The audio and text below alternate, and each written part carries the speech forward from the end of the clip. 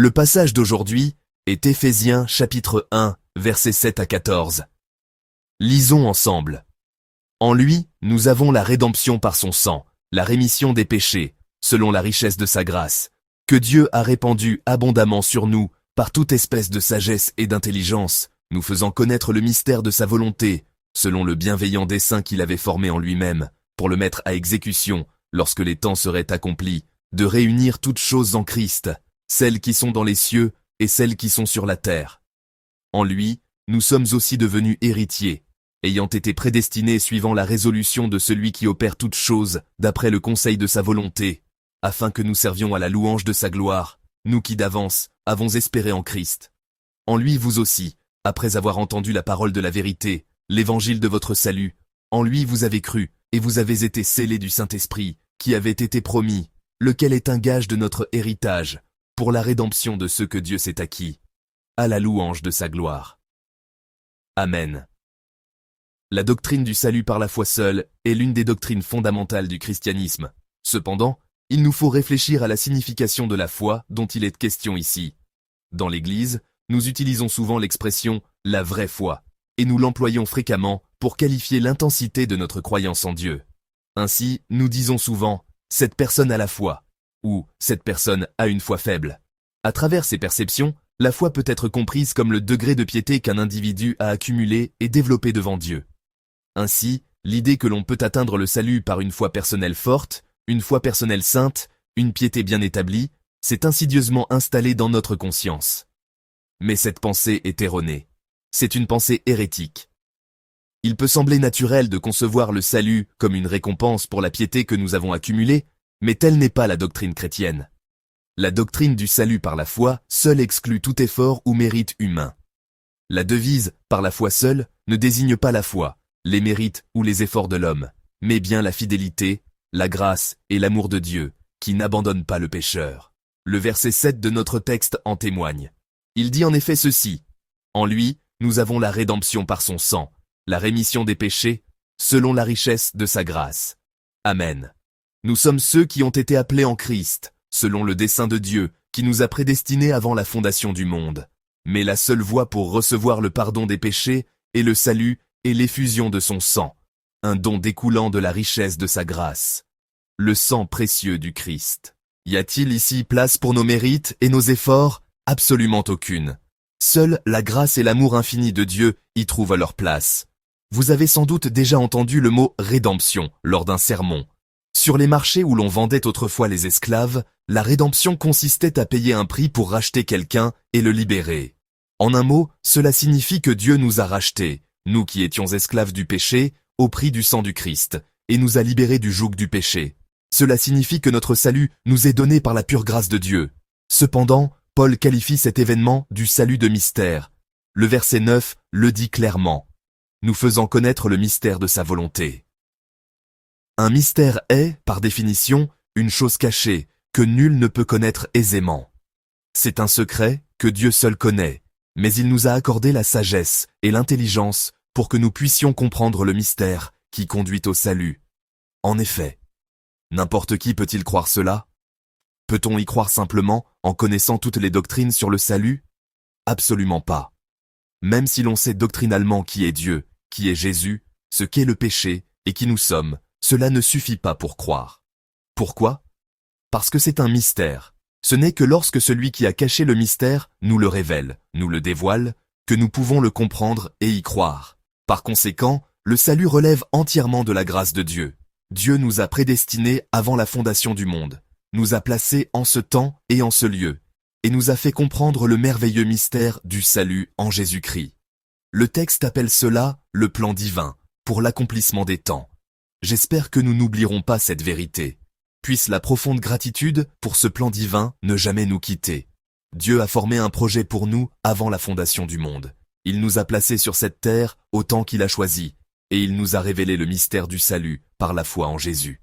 Que l'émotion suscitée par cette vérité demeure toujours vive parmi nous.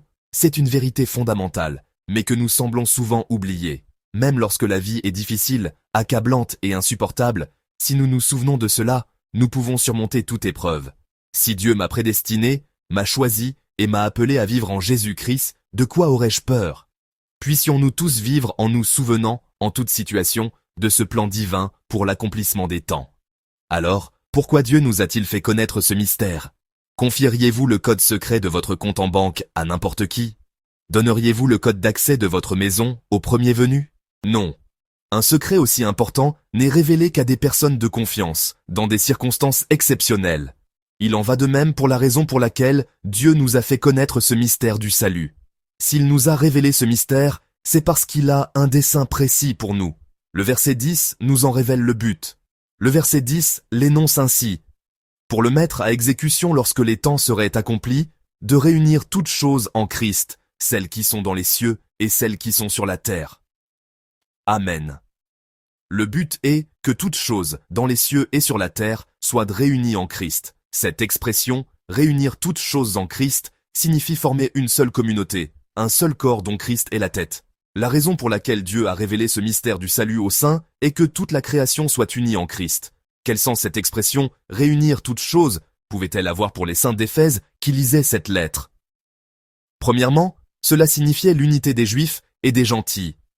Dans le chapitre 2 de l'Épître aux Éphésiens, il est question de briser le mur de séparation entre Juifs et gentils pour n'en faire qu'un. Cette question était un problème concret qui se posait dans toutes les églises du 1er siècle. Les chrétiens d'origine juive et ceux d'origine païenne étaient entrés dans une même communauté en croyant en Jésus, mais leurs origines et leur culture étaient si différentes. Il était donc très difficile, voire presque impossible, pour eux d'unir leur cœur et leurs esprits pour ne faire qu'un. Ce problème n'était pas simplement une question de conflits individuels, mais il s'est étendu jusqu'à devenir un problème pour l'Église entière, où des factions se sont formées, s'excluant et se querellant les unes les autres, au point même de ne plus prendre la Sainte Seine ensemble. C'est dans une telle situation que Paul exhorte les églises en leur disant, en substance, « Juifs et gentils, vous devez ne faire qu'un. C'est pour cela que Dieu vous a appelés. » Et plus encore, il les exhorte à prêcher l'Évangile à ceux du dehors, pour leur faire connaître Jésus, et à prendre leur part dans cette mission de réunir toutes aux choses en Christ. C'est pour cette œuvre que Dieu vous a sauvés.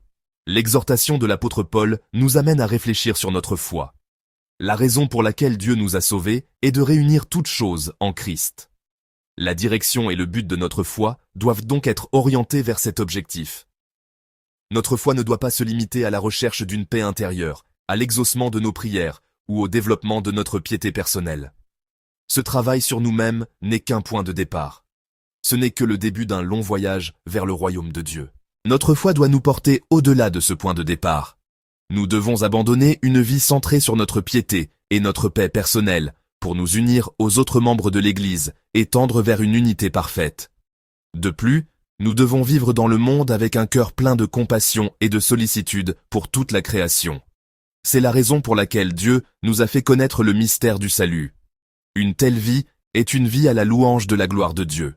C'est une façon de glorifier et de louer le Seigneur qui nous a donné la vie éternelle. Dieu n'est pas nécessairement glorifié simplement parce que nous chantons à pleine voix durant le culte.